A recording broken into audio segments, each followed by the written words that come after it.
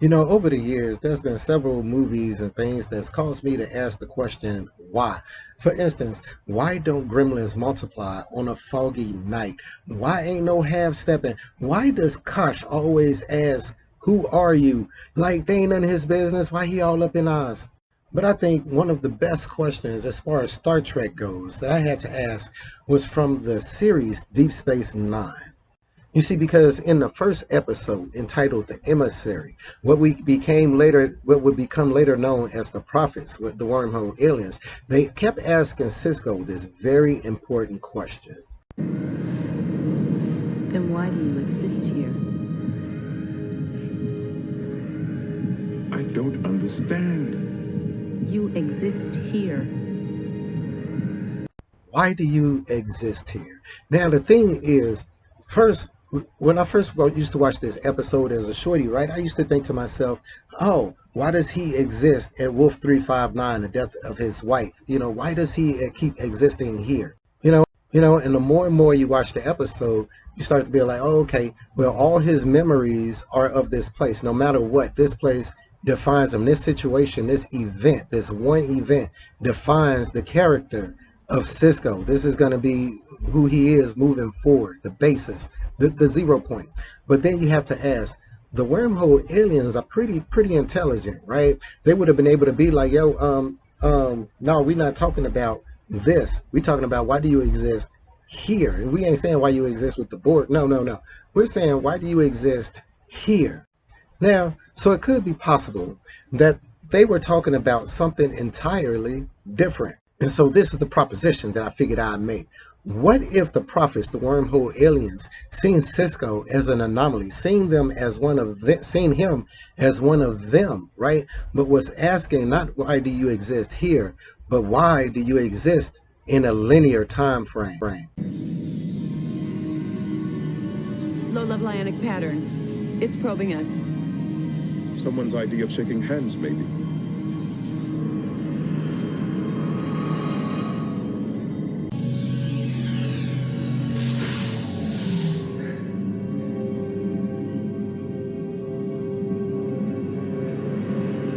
Yeah, Dax got teleported away. She got put back on Deep Space Nine after the scans. So why did they decide to keep Cisco? It's because, again, they recognized him as, hey, man, you part us. What's up with that? So sit back, man. Let's dive into some quick bootleg videoing of some Star Trek Deep Space Nine. What?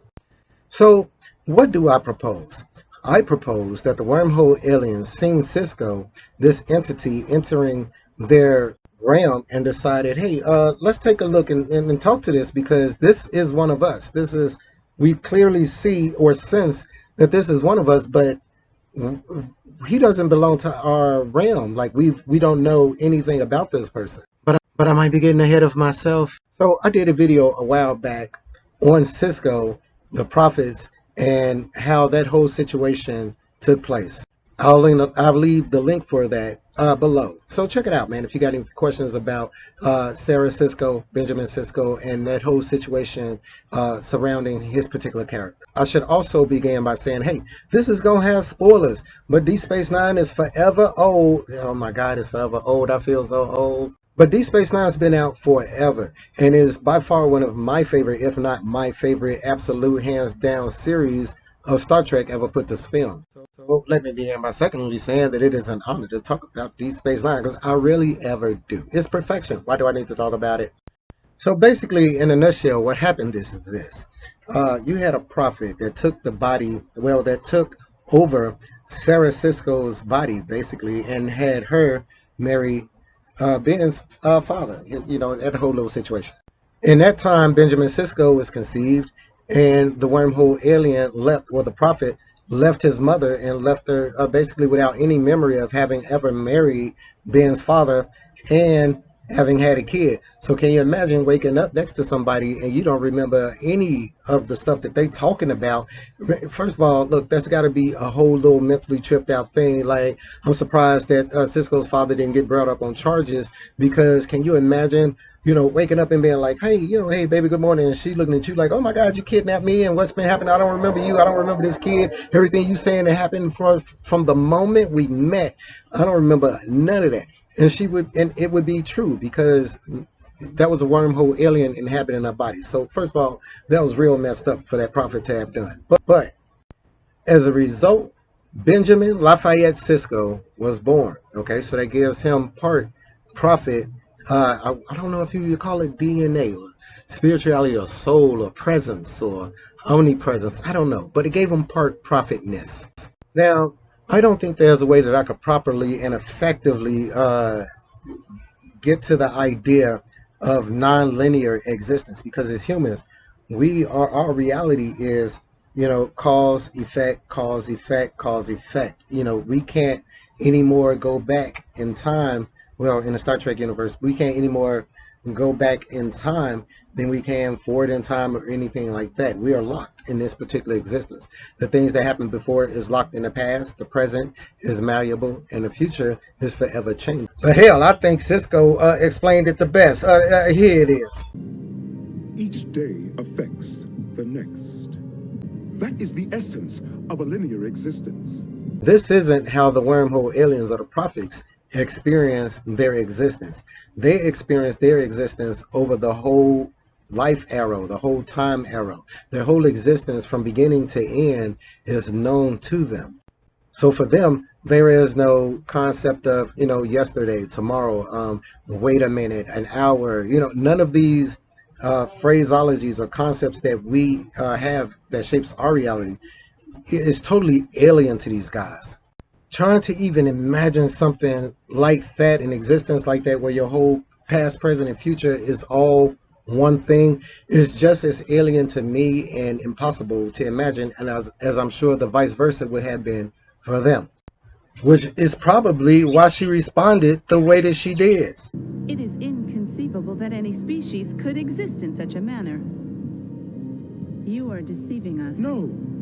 So in strode this being right through the celestial temple, or what they would call the wormhole, who is supposed to be of your species, but y'all ain't never seen this dude before. Like, first of all, on a side note, can you imagine that? First of all, you are non-linear. You're a non-linear species, which means that you don't really have surprises. There's nothing that really surprises you in your existence because, again, past, present, and future, there is no concept of that. It is all the same to you, right? But here you are meeting somebody that you didn't even know existed. You know nothing of this particular, I guess, cousin of yours. And here it is coming through the celestial temple for the first time. And you're like, hey, hold up. We're going to need to talk. I'm going to need to examine you because this is an oddity. We rarely ever interact with that realm because it's alien and weird to us. We don't even understand it.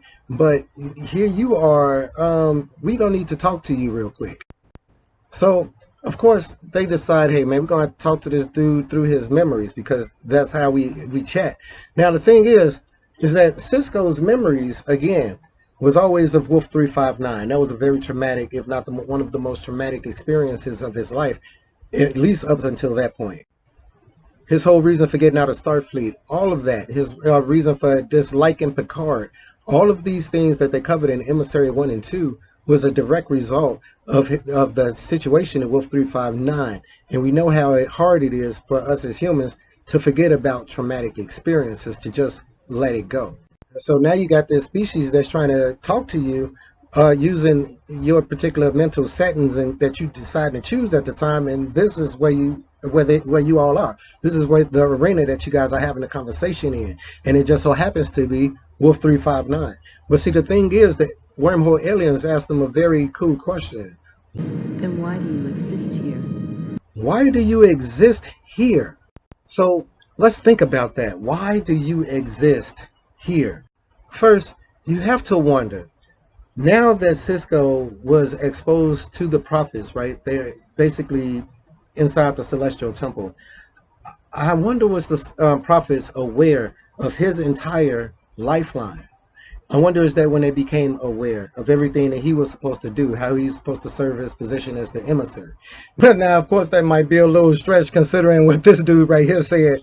The creature must be destroyed before it destroys us. It is malevolent. Aggressive. Adversarial. It must be destroyed. Now, thinking along those lines, right? They probably expected him to be aware of that same information, but Cisco didn't think that way. Why? Because he was brought up human in a linear existence. As a result, you got to only think about the fact that all of Cisco's thought processes are linear, which means that this is another aspect of their species that they're like, hold up, hold up. Your whole thought process is so alien to us because that's not even how we think, but yet we know you are one of us, or at least part of us. What's going on with you? Why do you exist here in this linear time frame, in this linear existence? Why do you exist here? Why are you choosing this? Now, of course, these are all things that I am inferring, over time of that particular episode and just thinking about a different perspective, but just bear with me. To beings that can exist in any part of their timeline that they want, it was a twofold thing with them. One, this alien, this cousin of ours, this brother of ours, one is existing in a existence that's totally alien to us, where we didn't even know that they could exist. The second thing is all of this person's thoughts are shaped or organized in this linear time frame, and out of all of those thoughts that this person had, all of the good memories, Jake being born, I think they even covered all of baseball, all of the moments that you could choose over this linear existence that you've found yourself in for some strange reason. Why do you choose here? Now it could be viewed both ways, right? But I don't think that it was in either of those ways is viewed as simply, why do you exist here at Wolf 359, man? Why are you just remembering this place? I don't think it's as simple as that. So this was just a little quick, thought process that I was having, that I had over a while, right? That I had wanted to share with people, just a different perspective about the first and second episodes of Star Trek Deep Space Nine's The Emissary. Why do you exist here? Why did the prophets decide to ask him and keep trying to figure out, hey man, why are you in this linear time frame? Or, hey man, out of all the moments you could choose, now that we are aware of you, all of the moments that you could choose, man, the success at Cardassia, man, getting married to Cassidy, having another kid, coming to live at the Celestial Temple with us, because again, they are aware of his entire lifeline, right? Out of all of the Jake being born, all of these things that, all of these moments in this linear existence, since you are here, that you could choose to experience, right? You focus on here. Why are you here? Choose a different path. And on another thing, hey man, we are non-linear beings, and you're like us. Why do you exist here? Why do you exist in this reality, in this way of linear thinking, this limited way? Why are you doing that? Why are you here? What's going on? Should we be here? What's going on over there that makes you want to be there? What's going on? Anyway, let me know what you guys thought, man. It was just a quick video of just something I wanted to talk about with Deep Space Nine and that particular episode, Emissary 1 and 2. Anyway, let me know what you thought about the video. Let me know what you thought about the question, hey, do you exist here? Leave it in the comments. Thanks for watching. Please subscribe to the channel if you haven't. And as always, peace, recycle, and say the whales. You guys be cool. Into the bone, there's darkness in your